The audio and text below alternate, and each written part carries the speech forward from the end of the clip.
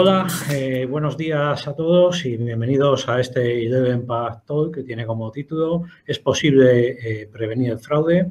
Mi nombre es Rames Alwat, soy CSA Manager en IDEB Impact y hoy contamos con el privilegio de la presencia de un invitado muy especial, el ingeniero Gustavo Pressman, que es especialista en informática forense y que cuenta con varias certificaciones internacionales. Bienvenido, Gustavo. ¿Qué tal? Buenos días a todos. Bienvenido, es un placer tenerte hoy aquí. Y también contamos con la colaboración y la presencia de mi compañero Diego Spitia, CSA de IDEB Impact en Colombia. Bienvenido, Diego, nuevamente a este IDEB Impact Talk. Muchas gracias, Rames, ¿cómo estás? Hola, Gustavo, un placer tenerte aquí. Buen día para todos los de Latinoamérica y buenas tardes para los que nos ven en Europa. Muy bien. Bueno, empezamos como de costumbre con recordándoles que si tienen preguntas pueden hacerlas a través de Twitter con el hashtag 11pathtalks o 11pathtalks, ¿no? Y las contestaremos durante la emisión. Estaremos encantados de recibir las preguntas. También está disponible nuestra comunidad técnica donde pueden seguir en contacto con nosotros una vez finalizada esta emisión. Si nos contactan fuera de la emisión, dentro de nuestro canal de YouTube, ¿no? Y como siempre, agradecerles a todos los asistentes su presencia, ¿no? Buenas tardes aquí si se conectan de España y buenos días si se conectan en Latinoamérica, ¿no? Pues iniciamos la sección de noticias, pues comentando aquellas noticias relevantes que hemos ido viendo dentro del panorama de la ciberseguridad. No sé, Diego, si tienes que comentarnos o tienes alguna noticia que quieras comenzar comentándonos. Sí, Rames, bueno, en realidad son dos noticias. La primera, pues el 25 de mayo empezó la cuenta regresiva del Reglamento General de Protección de Datos de la Comunidad Europea, que como hemos hablado ya bastante en nuestro blog y en la presentación del Security Day del pasado 31 de mayo y en el Expert Security Day en México también el 31 de mayo, que estuvimos hablando de este reglamento no solo va a afectar a las empresas de la comunidad, va a afectar a cualquier empresa que maneje información de personas de la Comunidad Europea y que pues las empresas tienen que empezar a tener en cuenta de que el conteo regresivo ya arrancó, que quedan menos de un año y que tienen que empezar a tomar controles porque la sanción es hasta de 20 millones de euros.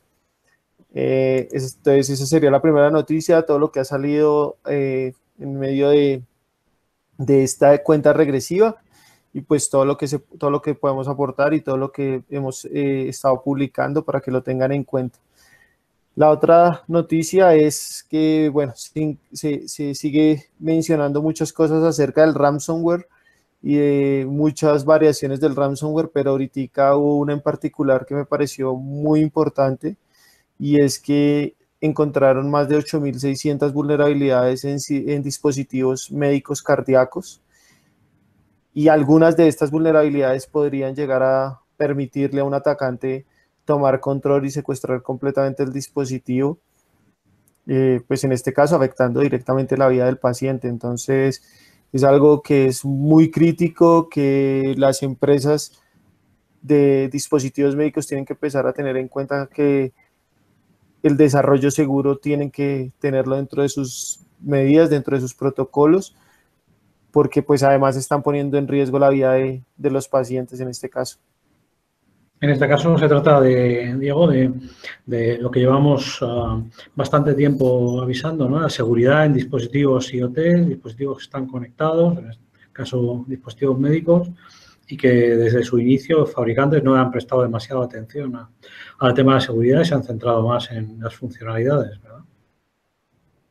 Sí, total, y que por ahorrar de pronto algunos pesos en desarrollo o algunos euros en desarrollo están generando inconvenientes gravísimos para para la seguridad de los pacientes, de los hospitales, de muchos. Nos comentaba también, Gustavo, aquí en la previa, mientras saludábamos antes de la emisión, que también había visto algunas noticias relacionadas con cómo se estaban gestionando los dispositivos, ¿no?, después de determinados fraudes o investigaciones, ¿no?, por parte de los cuerpos y seguridad del Estado.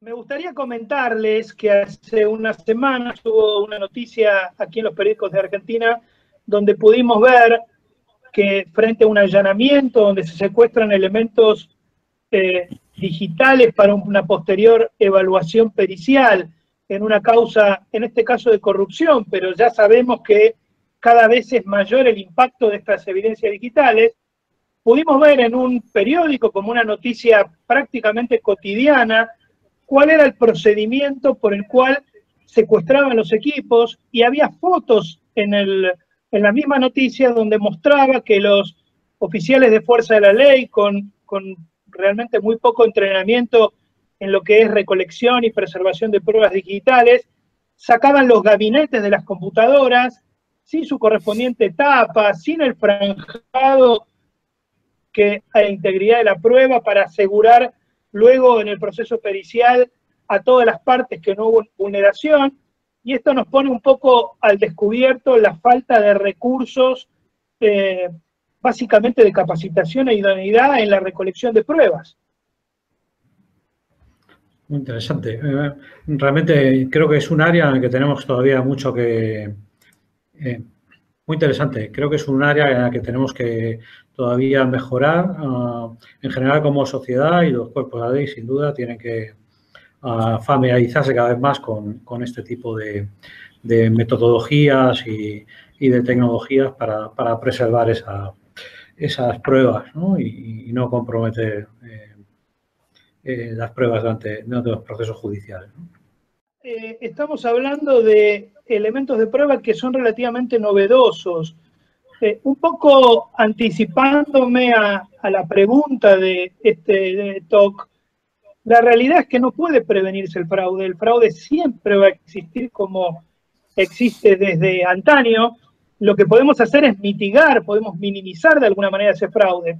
Yo creo que el principal problema que enfrentamos ahora es que los elementos que se utilizan como medio para el fraude o que son el objetivo del fraude son elementos digitales. Entonces, la difusión de estos elementos digitales y la digitalización de alguna manera de la sociedad ha llevado a que hoy el fraude pueda realizarse de manera bastante más sencilla, diría yo, entre comillas, que lo que existía anticipadamente. Por lo tanto, recolectar las pruebas es una de las partes necesarias en caso que deba cumplirse con algún tipo de requerimiento de compliance, legal, algún tipo de normativa específica. Generalmente es que frente a un incidente de tipo informático, frente a un fraude informático, lo primero que se busca con razón es tratar de mitigar esto y tratar de hacer que el sistema vuelva a funcionar lo antes posible, es decir, la operatividad del negocio, y muchas veces en esa actividad de restaurar la operatividad se deja de lado los elementos que tienen que ver con la preservación de evidencia, o peor aún, en algunos casos se contamina la evidencia al tratar de restablecer la operatividad del sistema, y eso puede producir un impacto claramente en la eventual investigación posterior. Claro. Pero disculpa, Gustavo, por aclarar a la audiencia, ¿qué es lo que realmente entendemos por fraude? ¿Un delito informático? ¿Una suplantación de la identidad de una persona? ¿O nos puedes explicar, bajo tu experiencia, a qué entendemos como concepto de fraude dentro del ámbito digital? Ok, en principio el concepto de fraude es más general y se extrapola al ambiente digital. El fraude está asociado básicamente al engaño, básicamente está muy vinculado a lo que es una estafa. Hay que engañar a alguien mediante algún medio para lograr de alguna forma digamos un apoderamiento de dinero. Eso es un fraude básicamente genéricamente. Todo lo que vos mencionaste respecto de suplantación de identidad, ransomware, manejo ilegal de información, acceso a información que no se tiene la autorización y que se utiliza para fines, digamos, fuera de los de la compañía, robo de información, todos esos son distintas formas de fraude, que hoy de alguna manera se han, como digo yo, facilitado por los medios digitales. O No sé digitalizados. si ustedes tienen otro tipo de definición, pero en principio la amplitud esa es la que yo manejo. Sí, yo estoy de acuerdo. Básicamente, el fraude hoy en día es una forma de estafa en donde se usa Internet o cualquier medio digital para comprometer la integridad de los datos de una persona. Estoy completamente de acuerdo con lo que dice Gustavo, que es obviamente con la digitalización y con el acceso que tenemos ahora a Internet desde cualquier lado, con la cantidad de dispositivos, pues esto se ha facilitado y no así se han mejorado los sistemas de detección o los sistemas de prevención, porque como dice Gustavo, más allá que se pueda prevenir el fraude, toca es tener unos sistemas que nos permitan mitigarlo. Y quisiera agregar también el tema, es un tema que escapa a lo tecnológico, pero es la madurez del usuario al utilizar este tipo de tecnologías. Hoy el usuario está de alguna manera bombardeado por estas tecnologías, las quiere utilizar y no les importa cómo, descarga aplicaciones sin siquiera saber para qué les sirve, no tiene la madurez y el conocimiento, pero bueno, creo que siempre va a ocurrir eso. Quizás ahora es en mayor medida que vamos a tener un grupo mayor de usuarios que no tienen la madurez en el uso de las tecnologías, pero siempre va a ocurrir. Siempre va a pasar que el usuario va a querer utilizarlo, que no le va a importar, que no va a prestar atención a ese enlace que viene en el correo electrónico, o que no va a prestar atención a la información que le están dando en una comunicación y la va a tomar como válida, porque no siempre se persigue un fin de obtener dinero, muchas veces es simplemente acceder a recursos a los que no tenía acceso el usuario. Eso también es un fraude. Y que además es un fraude que afecta a todos, que pienso que es algo que falta también un poco de educación, en donde el fraude no es solo que te roben dinero y tú no estás expuesto en Internet solo a que te roben dinero, a que usen tu máquina, a que usen tu información, a que te suplanten, que a la final son los mismos fraudes de toda la historia, pienso yo. Lo que pasa es que ahora están en un entorno digital. Y claramente la digitalización ha facilitado todo esto. Y bajo tu experiencia, Gustavo, y como experto forense, ¿cuáles son esos tipos de fraude o cuáles son los tipos de fraude en el mundo digital que más se producen? Es decir, ¿qué tipos de fraude son los que más te encuentras en el día a día como forense? Bueno, primero me gustaría dividir un poco los fraudes en fraudes internos y externos. Los internos son los que se producen dentro de la organización por los mismos empleados o usuarios de la organización, y los externos son los que provienen de afuera, amenazas que pueden provenir de cualquier lugar, como ya conocemos. En líneas generales, en el fraude interno, que es donde más actividad yo visualizo, donde más actividad tengo, lo que observamos en general es un fraude de tipo contable, es decir, alteración de registros para, digamos, un beneficio pecuniario.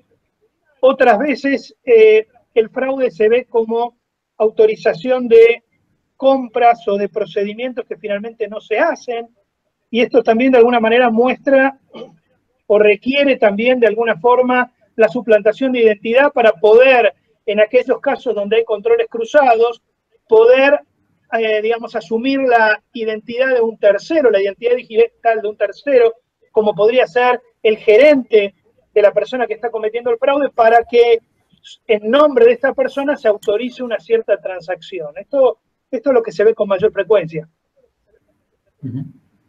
Y desde el punto de vista externo, digamos, desde el punto de vista de fraude externo, qué tipo de fraude es el que sufren más los usuarios o las empresas? Bueno, inevitablemente en los últimos 2 años el ransomware es el que ha tenido el punto principal, el punto culminante, pero todo tipo de amenazas también, muchas veces sin ser un fraude, entraría dentro de la categoría digital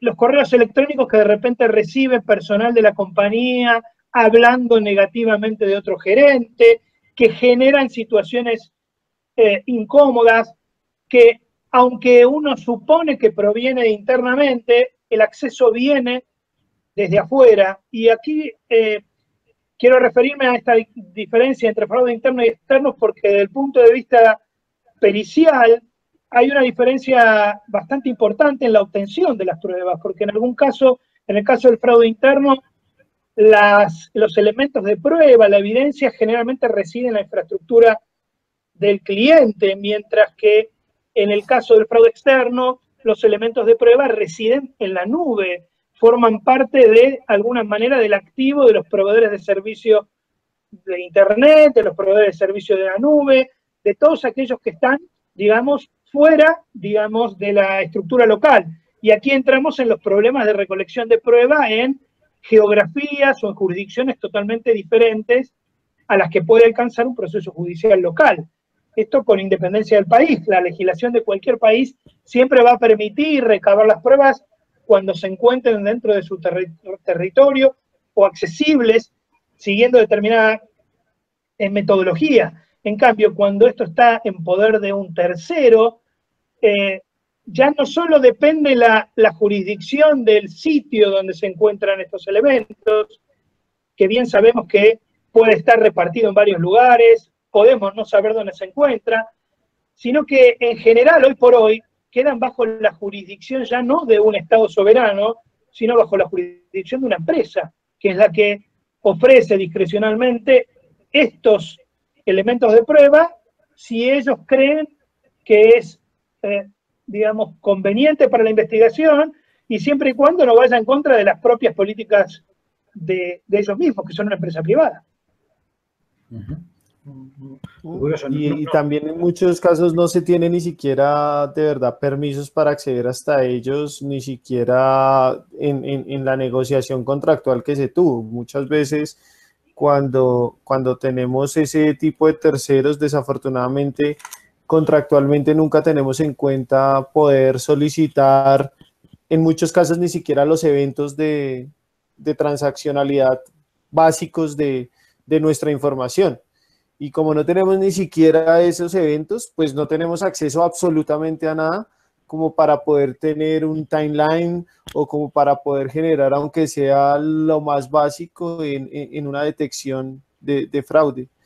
Por eso creo que la salvedad que hace Gustavo es muy importante. Cuando en Colombia yo trabajé en la unidad de fraude interno y siempre cuando teníamos algún problema con la parte externa era prácticamente detener completamente la investigación.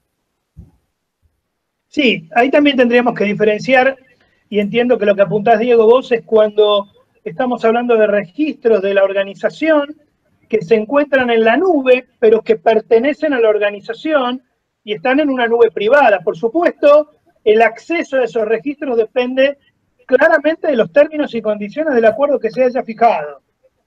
Ahora, exacto, yo en general cuando me refiero básicamente a fraude externo estoy hablando de alguien que accedió o alguien que envió un correo electrónico desde un servidor de un servicio del cual no tenemos absolutamente ningún acuerdo y nos tenemos que someter a las reglas que ellos mismos imponen. Sí, claro, cuando el ejemplo que ponías, llegó un correo hablando mal de un gerente y llegó desde un correo, desde una cuenta de correo genérica, Yahoo, un Hotmail, un lo que sea, ahí ya perdemos cualquier posibilidad de solicitar un informe o para poderlo solicitar, por lo menos en Colombia, hay que tener un proceso judicial abierto y solo lo podrían solicitar las entidades judiciales, digamos, de alto rango. Entonces ya ahí se complica un poco la la situación de una investigación o de una detección o una prevención de ese tipo de fraudes. No sé si ahí en Colombia o en Argentina se ha dado, pero desde hace unos meses en España se ha hecho muy popular un ataque que se llama el fraude del CEO, en el que, aprovechando algún viaje del CEO de una compañía, se ponen en contacto, un grupo de delincuentes se pone en contacto con el director financiero, ¿no? Simulándose el CEO y pidiendo que se mantenga la comunicación, indicando que es un proceso secreto, que están realmente evaluando la adquisición de una compañía y que prefiere que se mantenga la discreción y le pide de una forma a través de correos y mensajes SMS, le pide que haga una transferencia de dinero para hacer una compra urgente de una determinada compañía, ¿no? Ha habido varias empresas afectadas, ¿no? Y que han hecho importantes transferencias de dinero, ¿no? por ese tipo de fraude en España. No sé si ha llegado a Latinoamérica este tipo de actividades, pero aquí ha generado bastante ruido en la prensa. Y aquí hemos tenido... Pues, no nos pisemos. bueno, creo que ese tipo de fraude sucede en todo lado, pero con ciertas variaciones. Por lo menos aquí en Colombia, en vez de usar directamente al CEO, entonces usan datos de empleados o datos de las cuentas para poder generar ese tipo de suplantaciones y así hacer que haya transacciones, digamos, no fraudulentas, no esperadas. No sé si en Argentina, Gustavo. Sí, aquí ha habido varios casos similares en empresas de cierta envergadura que tienen operación de comercio exterior, que hacen pagos hacia el exterior y entonces, a partir de información de ingeniería social o a partir de haber comprometido algún tipo de recurso, saben quién es la persona que autoriza esos pagos y saben también a quién le tienen que hacer determinados pagos. Entonces, envían correos impersonados como siendo los destinatarios del pago, diciendo que están teniendo un inconveniente con su banco normal y que por favor le hagan la transferencia a tal SWIFT y rerutean ese pago de dinero hacia otra cuenta, incluso en un tercer país, para notablemente dificultar después la investigación. Así que esto ha ocurrido y ocurre bastante, digamos. Sí, yo creo que lo que decía es un fraude común con diferentes matices y donde usan es las características propias del país.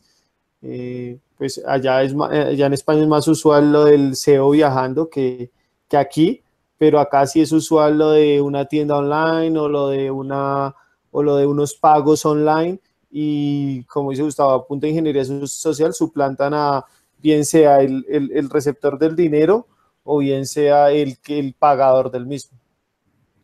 Sí, ahora me estoy acordando de un caso que tuve hace un par de años en relación a esto, donde la información de los pagos venía del agente bancario local.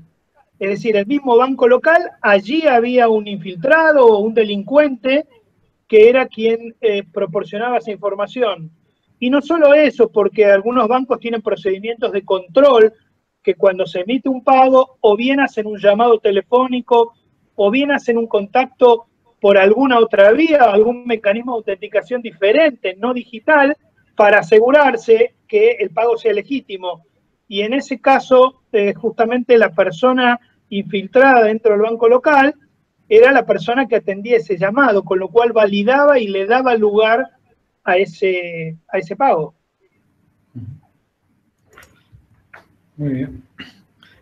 Y Gustavo, y en el caso de que hayamos sufrido algún tipo de fraude online, ¿cuáles serían tus recomendaciones? ¿Cuáles serían las acciones que tendríamos que tomar un individuo o una empresa, ¿no? ¿Qué es lo siguiente que tendría que hacer para tratar de demostrar que ha sufrido ese fraude, ¿no?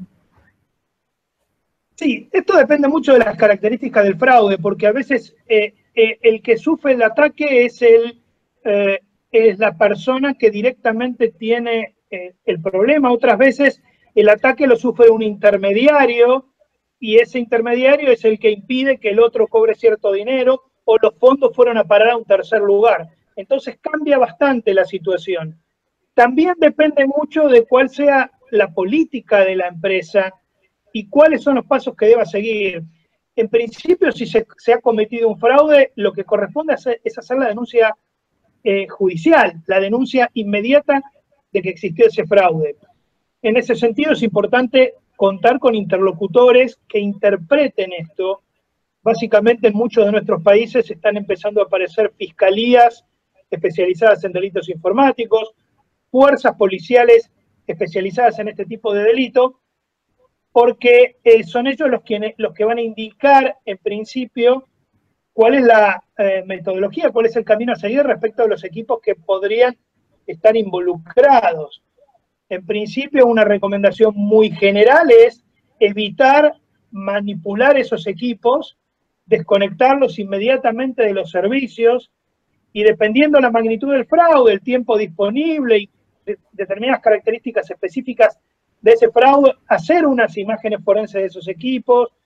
También se puede convocar a un especialista, especialmente si estamos hablando de un fraude corporativo. La organización puede convocar a un perito independiente para que haga un análisis previo, porque muchas veces, y especialmente en estas geografías, las empresas quieren, no quieren mencionar este tipo de fraudes y lo esconden como la tierra debajo de la alfombra. Entonces, a veces la investigación es simplemente para saber lo que ocurrió y que no les vuelva a pasar, pero no quieren cumplir con este tipo de denuncias, salvo que alguna regulación se los obligue.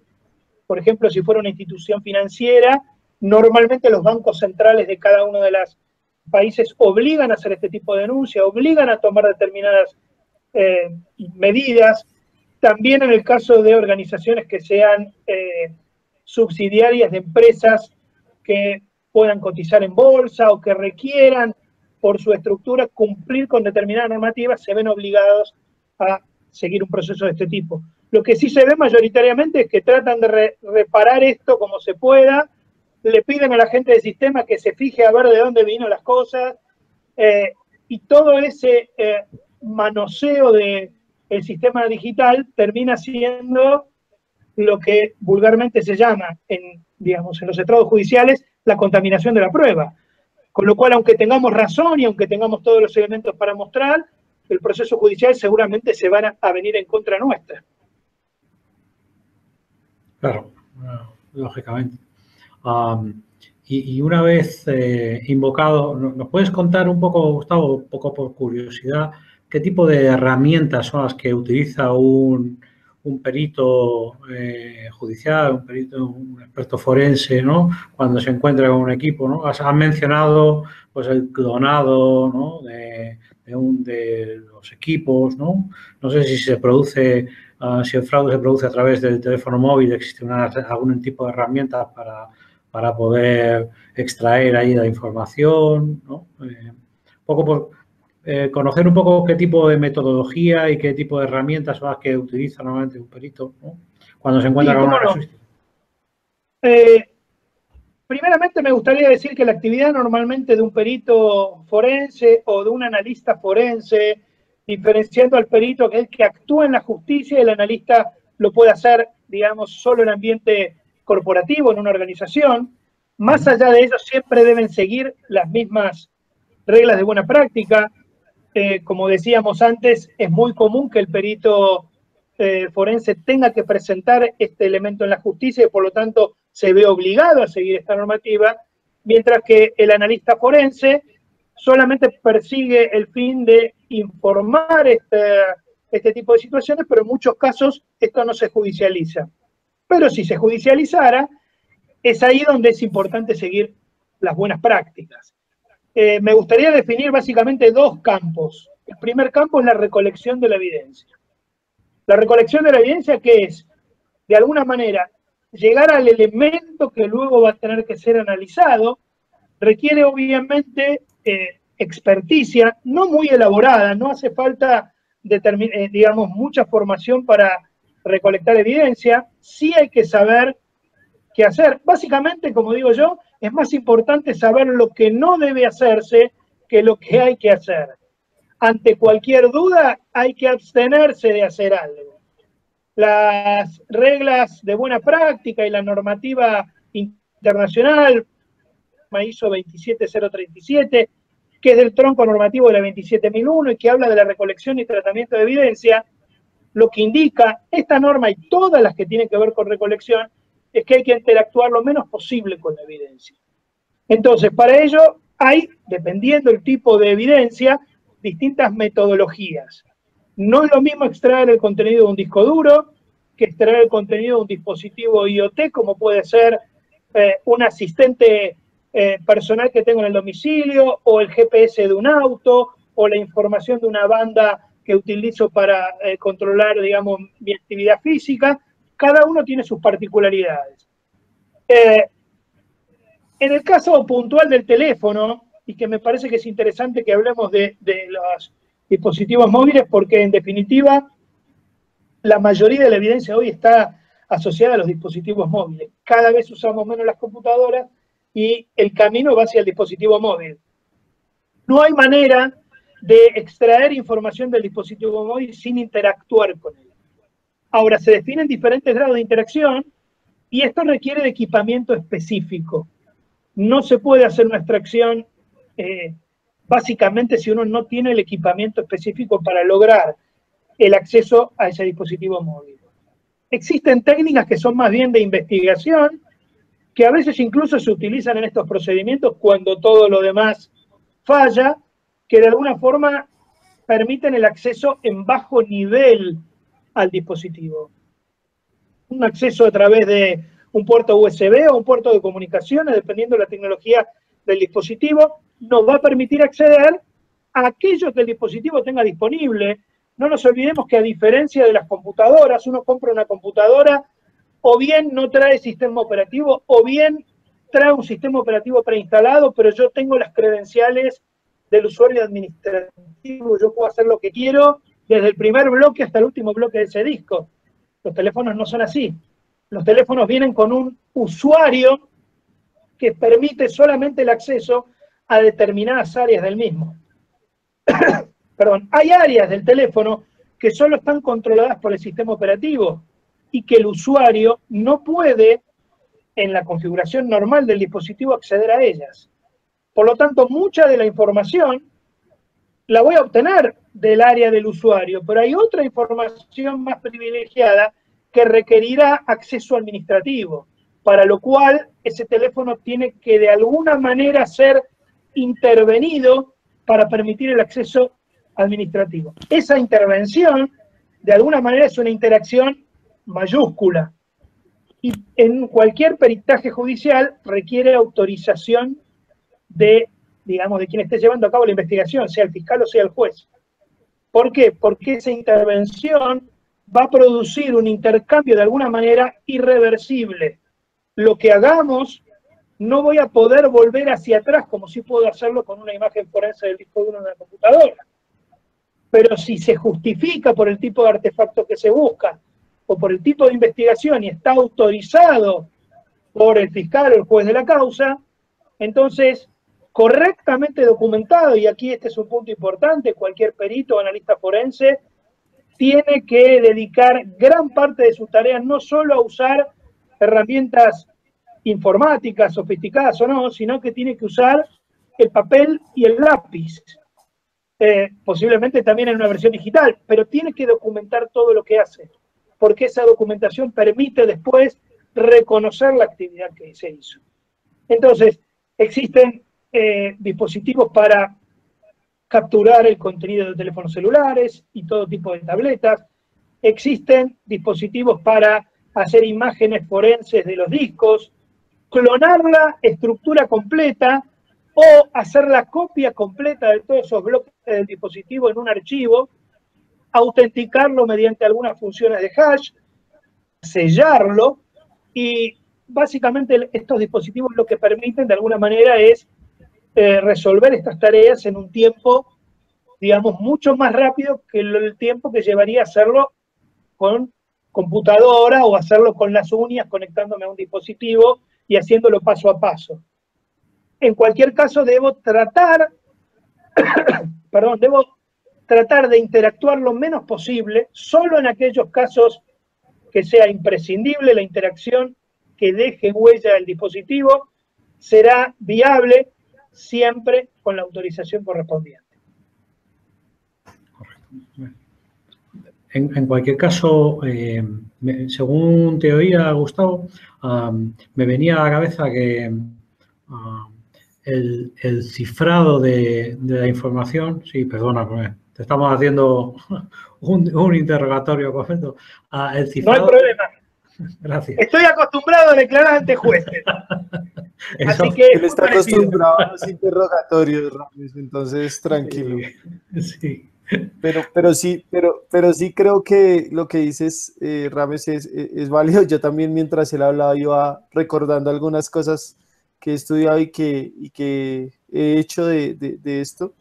Y creo que lo que decías del cifrado, pues es un punto importante a tener en cuenta para, digamos, para en caso de una investigación, pues no sé, eso creo que generaría muchos más problemas en cuanto a la investigación y en cuanto a acceder a la posible información que nos lleve a demostrar un fraude. Bueno, sin duda, yo hablé de la primer parte, que era la recolección de pruebas. Luego, esa prueba o esos elementos recolectados van a ir a un laboratorio forense donde habrá que hacer el análisis. Ustedes fueron directo al punto más álgido de la cuestión, y es cuando al acceder a ese contenido uno no puede visualizarlo porque está ofuscado, porque está cifrado. Entonces, ¿qué ocurre con esta situación? Claramente el cifrado es una situación compleja que atenta de alguna manera contra la investigación. Cuando la investigación es de tipo corporativa, normalmente tenemos acceso a llaves de cifrado de backup que la organización contiene y que normalmente las facilita para la investigación. Ahora, cuando estamos hablando de dispositivos móviles, concretamente el tema de los teléfonos, porque recuerdo que hace un rato hablamos de los dispositivos IoT, de la poca seguridad que tienen, y en general no disponen siquiera de cifrado. Tiene que ver no solo con el bajo costo del servicio que brindan, sino también con que en muchos casos almacenan esa información en servidores que requieren cierta velocidad de trabajo. Ahora, si yo tengo un teléfono que está cifrado, y hoy por hoy ya sabemos que cualquiera sea la tecnología de los teléfonos, por defecto, sin conocimiento del usuario, el teléfono queda cifrado. Si el teléfono está cifrado, las chances, una vez que uno hizo la recolección de cualquier elemento cifrado, disminuyen, porque obviamente hay que resolver ese cifrado. ¿Cómo se resuelve ese cifrado? Obviamente no podemos pensar en un ataque a ese cifrado, porque las técnicas de cifrado que se usan hoy son lo suficientemente seguras como para que un ataque no dé resultado o no dé resultado en un tiempo razonable. Entonces tenemos que buscar la forma de obtener el acceso a ese dispositivo sin esperar, no sé, 500 años a poder obtener la llave de cifrado. Una de las formas es, y es un poco lo que se está discutiendo ahora, es en el momento de acceder al dispositivo, en el momento del secuestro, del allanamiento policial, en ese momento hacer la extracción. Ahora, esto tiene bastantes legales que tienen que ver con el derecho a la defensa en juicio, porque normalmente para hacer un análisis ya se requiere de peritos especializados. No es lo mismo recolectar. Ahora, si tú tienes que recolectar cuando tienes que descifrar, ya estás haciendo una tarea que entra dentro de alguna manera en la categoría del analista. Y si es un analista, si es un perito, la parte tiene la facultad también de tener su control con un perito de parte o con un consultor técnico, con un especialista de su confianza. Y eso no es materialmente posible hacerlo en el lugar del hecho.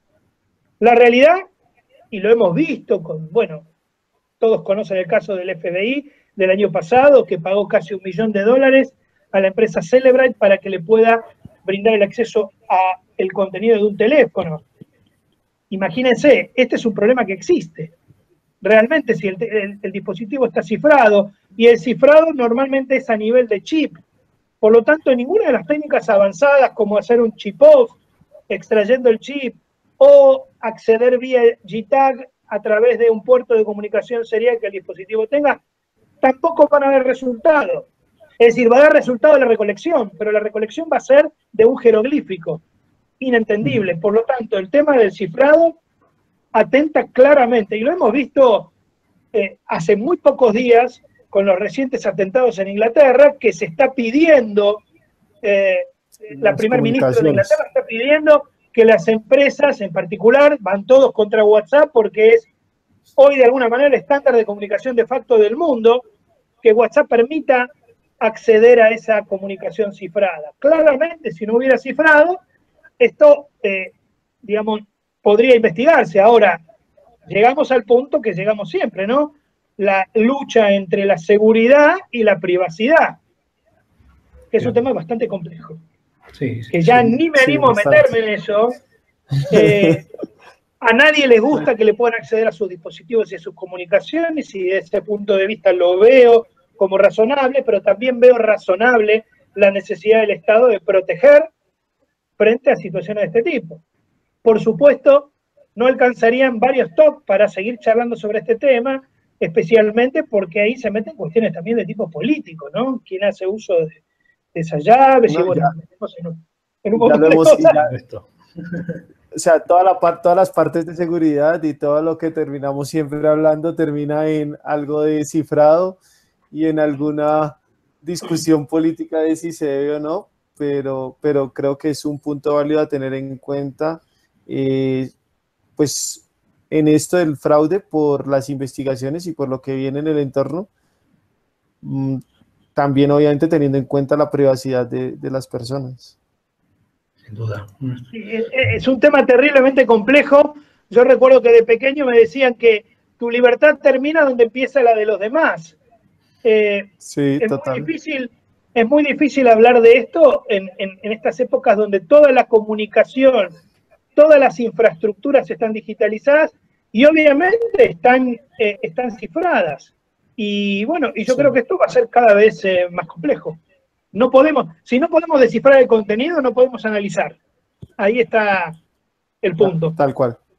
Bueno, estamos de acuerdo. Al final complica mucho la tarea.